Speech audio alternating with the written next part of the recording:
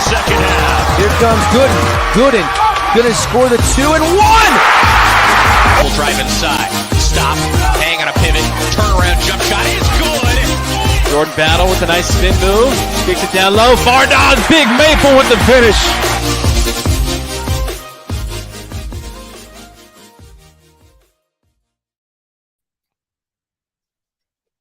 What's up, everybody? It is another episode. We're live from Las Vegas here at the Michelob Ultra Arena.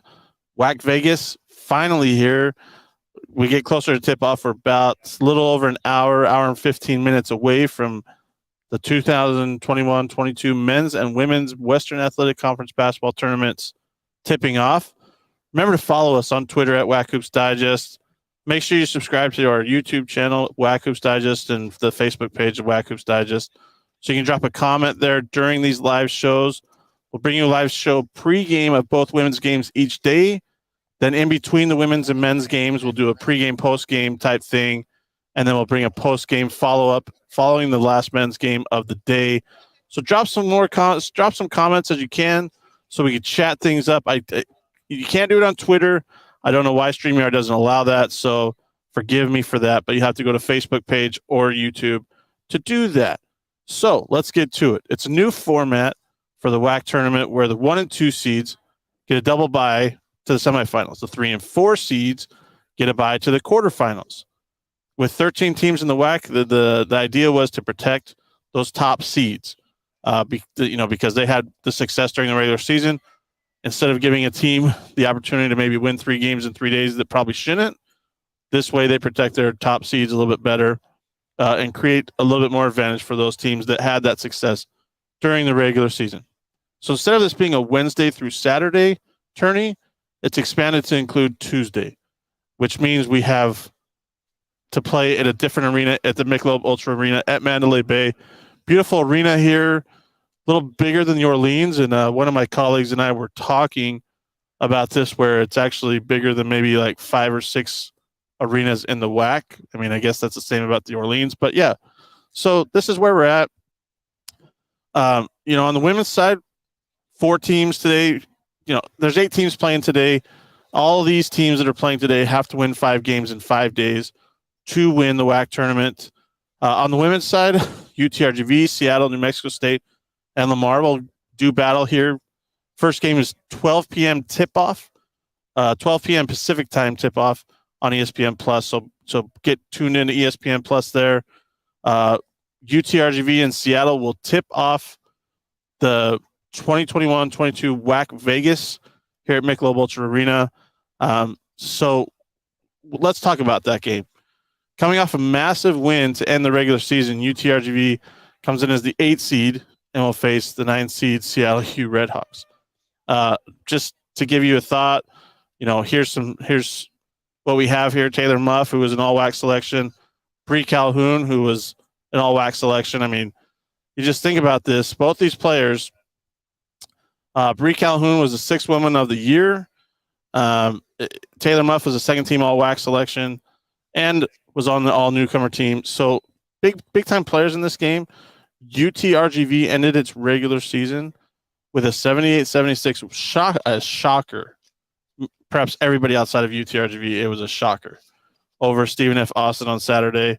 Ended SFA's 37-game home winning streak. Yes, and I got a UTRGV player that said, yes, it was a shocker. Big game, right?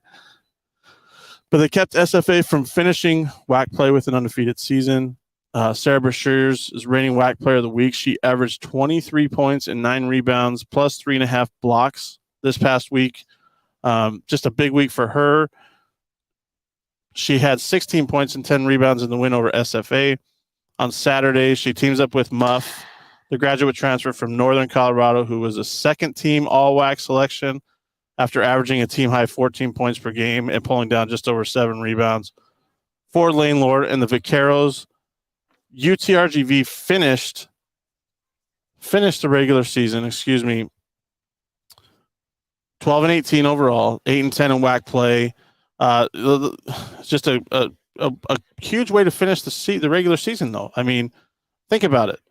A huge way to finish with a big win over the WAC regular season champs, who were looking to stay undefeated and finish regular season play undefeated. I was told that UTRGV got after it, physically. They out hustled the Jacks and they just, pushed the pace. So great win for Lane Lord and his squad to finish out regular season play. Seattle comes in 11-18 overall, 6-12 in WAC play. Redhawks finished their season with a pair of wins over Dixie State and Chicago State. So there's some momentum here for Susie Barkham's squad. They're led by the 6th Woman of the Year, Bree Calhoun, who was also an all WAC defensive team member. Barkham's squad has had its shares of ups and downs, but one thing that happened this year for Susie Barkham is she picked up her 400th win as a coach on February 12th. And it's ironic, it's against one of the teams that's playing today in Lamar on February 12th. And it was a road win, too. So that makes it even sweeter. It's the 68th win since she became the head coach of Seattle U as well. So congrats to Susie Barkham on reaching that milestone. The big issue facing the Redhawks is who else is going to score the ball. Bree Calhoun is the only Redhawk who averages double figures at 12.8 points per game. No other player averages over 9 points per game, so keep an eye on that as we get going here. I mean, this is a game that could go either way. The two teams split their season series. UTRGV won 68-60 on February 10th in Edinburgh, and then Seattle picked up the 71-68 overtime win on February 16th at the Red Hawk Center. So they played each other really almost back-to-back within a week of each other because of COVID issues and postponements and stuff like that. So tip-off for this first game of WAC Vegas is at noon Pacific time on ESPN+. So be sure to check in for that. In the second game of WAC Vegas, we have New Mexico State. Sorry, guys, I'm trying to get used to this thing. New Mexico State versus Lamar.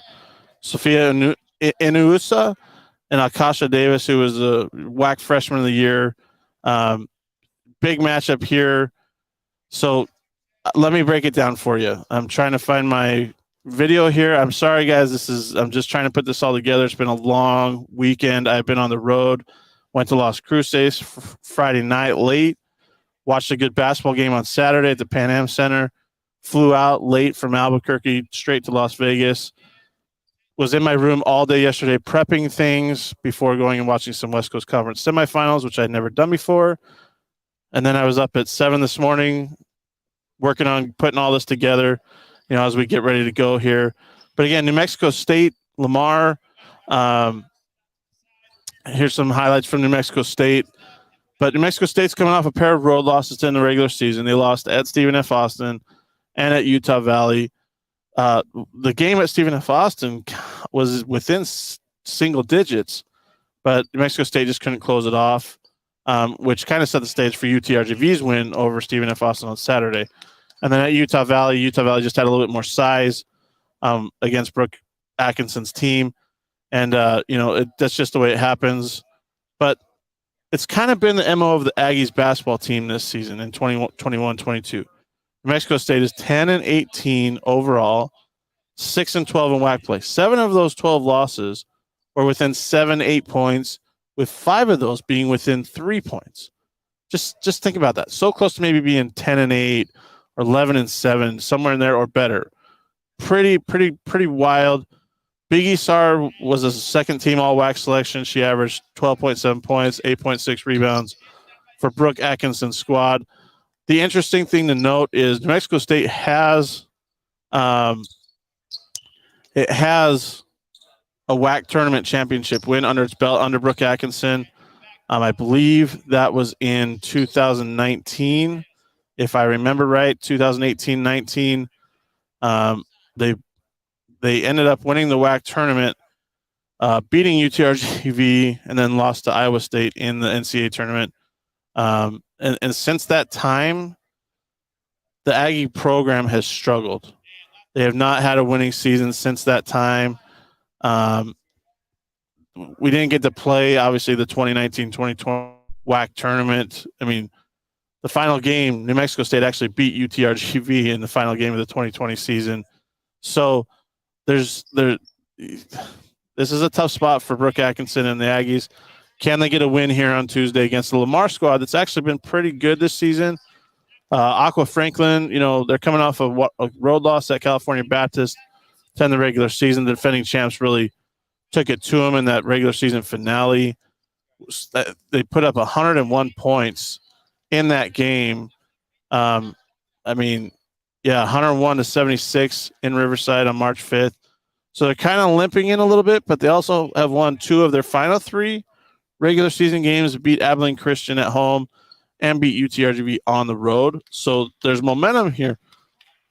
And the Cardinals feature freshman of the year, Akasha Davis, who averaged 12.6 points per game and 6.5 rebounds for the Cardinals, who finished the regular season 13-14 overall and 8-10 in WAC play. And the lone meeting between the 2 teams this year, New Mexico State, they played it was the first game of Lamar's WAC, first game of Lamar's first year in the WAC. And New Mexico State got the better of them, 57-53. They didn't even get to barely 100 points. So just an interesting matchup here in that 7-10 matchup. It could go either way. Tip time is at 2:30 p.m. Pacific time on ESPN Plus. Should be a fun start to the day. We're going to be here all week, so keep us in mind. If you have any comments, I got a comment here. Ray Silva with the thought Aggies women's team has struggled since Brooks Salas graduated. I 100% agree with you. I've talked with a few people around the New Mexico State program since Brooks Salas left, since Nia Pack left. It's really been a struggle. Brooke Atkinson finally is getting her recruits in, so maybe that'll change. We'll have to keep an eye on that and see. We got one this year and next year left with the New Mexico State Aggies who leave for Conference USA in the 2023-24 season. So we'll see how that goes. It's just an interesting format today, to start WAC Vegas. We usually start on Wednesday with 2 games, that 2 games on Wednesday is full of the women's games. Thursday is full of 4 games from the men's side. It's just a different format here where we got 2 games in each, on the men's side and on the women's side, every day this week. And it's going to be fun. The Orleans last night was rocking for the West Coast Conference semifinals. Really enjoyed that atmosphere. And I think with the fan bases that are expected to be here between Stephen F. Austin, between New Mexico State, Grand Canyon, obviously, maybe Utah Valley. I don't know what they're going to be bringing. They were offering a little discount for their students to come down and spend a week in Vegas since it's spring break. So we'll keep an eye on that. But it's going to be a fun time. Interested to see what the crowd is like here at Mandalay Bay at the Michelob Ultra Arena, considering that admission is free. So if you're watching this, admission is free for these first 4 games of WAC Vegas. I'm not sure how that worked out. There's rumors. I'm not going to speculate on those, but it's set up so you can come watch free basketball, like somebody tweeted out the other day. So come watch some free basketball. It'll be good times. Some really good players here. Like I said, Sarah Beshears, Taylor Muff for UTRGV. You got Bree Calhoun, who has been, dynamite for Seattle U in this first game. So come check it out. And if you have time this evening, come check out the men's games. We'll preview those after the New Mexico State Lamar game. If you have any questions, I'm going to check my Twitter here to see if anybody's, tweeting at me, tweeting any questions. Twitter's been blowing up, so come check it out. Follow us on YouTube, or go subscribe on YouTube. Go follow the WAC Hoops Digest Facebook page so you can leave comments. Ray, I hope I answered your question. This women's bracket is probably not as wide open as the men's bracket, but then again, with UTRGV's win over Stephen F. Austin on Saturday, who knows? And with the fact that New Mexico State hung with the Lumberjacks women on Thursday, and they're in that game in Nacogdoches, who knows what could happen? I guess Utah Valley has come on strong to get that 4 seed. GCU is playing really well. CBU finished out the regular season really well. The defending champs, they've been here before, so we'll see what happens. You got some of the best players in the league: Stephanie Vischer, Amara Graham, Caitlin Harper, who's the player of the year, Ane Oleta, Josie Williams, who's been dynamite for Utah Valley. Yes, I'm a little biased there. I'm not going to deny it. So, send me some questions. If you have them, go to the Facebook page. Maybe just tweet them at me if you want, at WAC Hoops Digest, so I can, show you or answer your questions, what you have. I'll put up my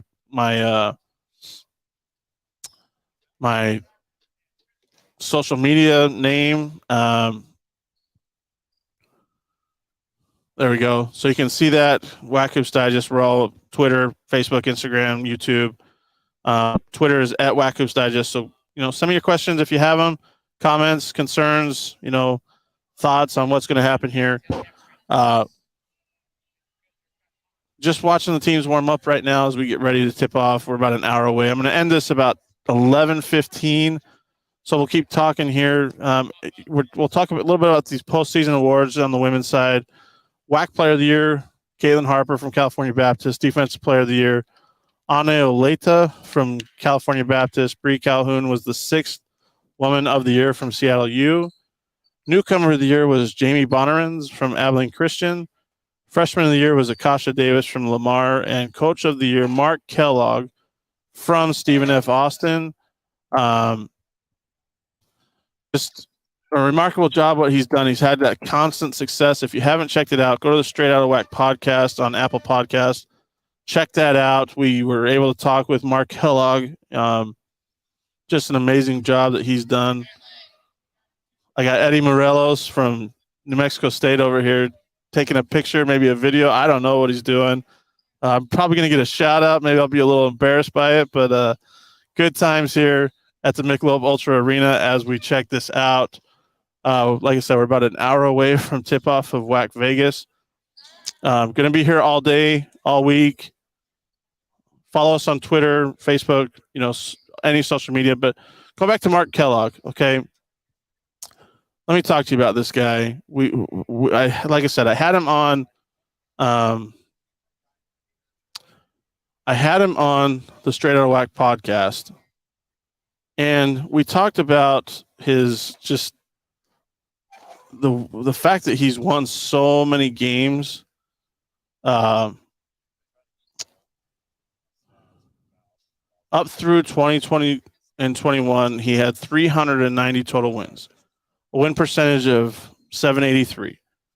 At Stephen F. Austin, his winning percentage is 815. And that's not including this year where he hit the 400 win mark. I mean, they've won 25 games, 23 plus games. 6 out of the 7 years he's been at Stephen F. Austin. And think about it. They won 26 games this year so far, and they still have this WAC tournament to play.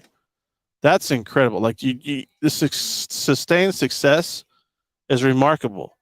In his first season, they went 8 in 2015-16 at Stephen F. Austin. They went 18-12.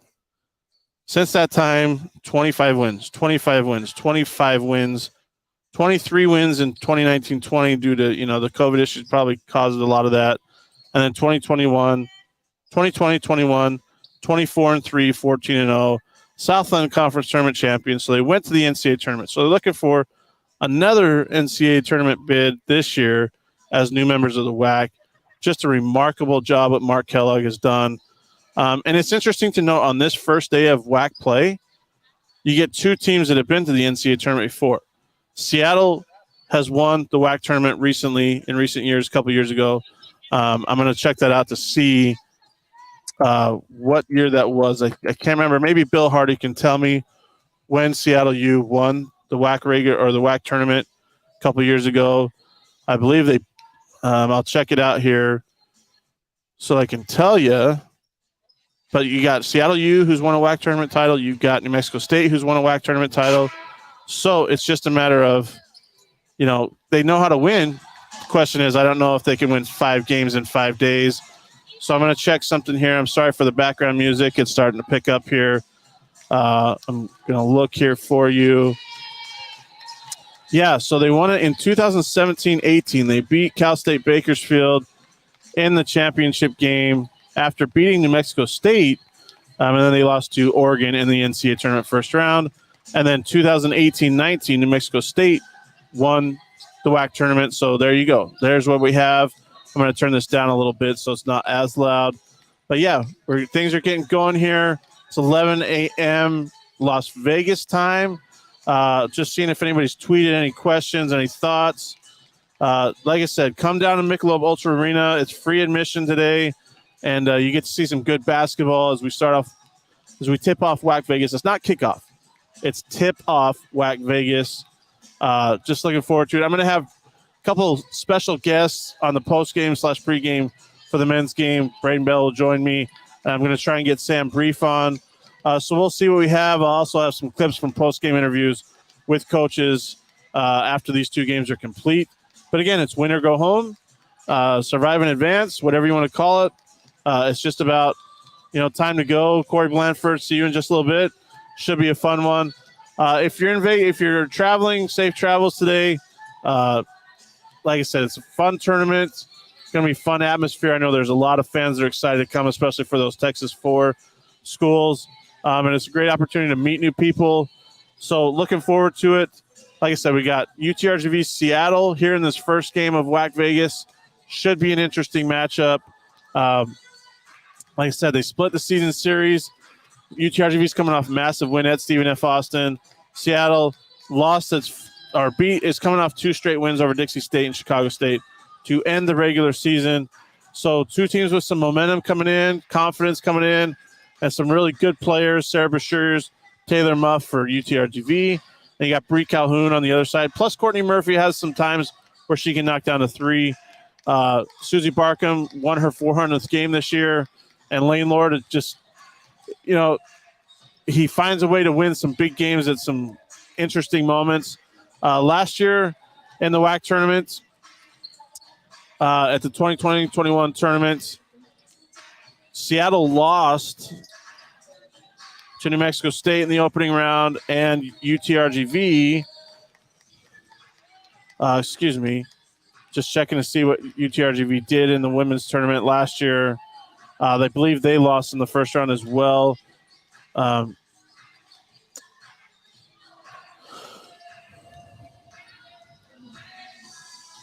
UTRGV lost to Grand Canyon in its first round game, 67-54 last year. So both teams looking for a win in the WAC tournament for the first time in a little while, in a couple of years, because obviously, 2019, 2020, things were shut down. So this should be an interesting matchup. Like I said, 68-60 for UTRGV over Seattle in Edinburgh, and then Seattle returned the favor a week later, 71-68 in overtime. Everybody, like I said, should be a fun start to the day. We will see you on another WAC Hoops Live following the conclusion of the New Mexico State Lamar game this afternoon. I'll break down the first 2 games and preview the Tuesday night men's games. Interesting matchups there. California Baptist, UTRGV, and then Utah Valley, Chicago State. Don't sleep on the Cougars. Anyways, we'll be here all week. Remember to subscribe to the YouTube channel or go give the WAC Hoops Digest Facebook page a like so you can comment, share your thoughts with us. And, it's going to be a fun time. Like I said, if you're here, come stop by, say hi. I always love meeting fans, and enjoy your weekend, folks.